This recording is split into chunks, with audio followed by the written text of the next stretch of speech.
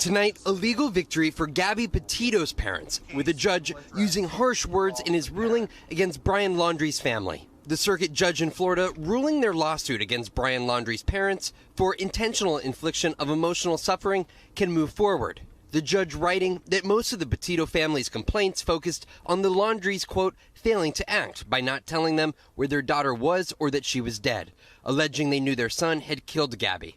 The judge also saying that if the case had centered around the Laundries remaining silent, and if they truly had been silent, the court would have ruled in their favor. The law imposes no such obligation to speak, and the state and federal constitutions support that. In our society, under our laws, people are free not to speak. They didn't say much, but what they did say through their attorney was enough for the case to move forward. On September 14th, 2021, while officials searched for Gabby Petito in the Grand Teton National Park in Wyoming, the Laundrie family's attorney, Steve Bertolino, released a statement reading in part, "On behalf of the Laundrie family, it is our hope that the search for Miss Petito is successful and that Petito is reunited with her family." Her body was found at the park 5 days later. Petito's parents allege in the lawsuit that Brian had told his parents on August 28th that he had killed her.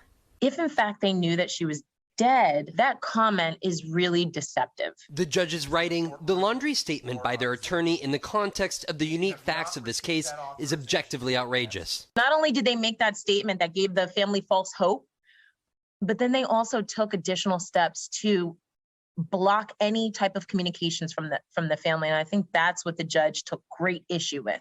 They weren't silent. The Laundrie family attorney, Steve Bertolino, telling NBC News they are disappointed with the decision and will, quote, continue to use all available legal means to preserve their rights. The Petito's attorney did not respond to a request for comment. Petito and her fiancé Laundrie were traveling together across the United States on a van life journey, documenting it on social media along the way. Laundrie returned home from the road trip on September 1st without Gabby, then disappeared himself. The search for both captivating the nation. A search that spans multiple states. Still, there are more questions than answers. In October, about a month after Gabby's remains were found, Brian Laundrie's body was discovered in a nature preserve not far from his parents' Florida home, along with writings in a notebook that claimed responsibility for killing Petito. Last week, Bertolino also releasing excerpts of that notebook. Laundrie claiming Petito was injured, of which there is no evidence, writing, quote, I ended her life. I thought it was merciful, that it was what she wanted, but I see now all the mistakes I made. Vaughn Hilliard, NBC News.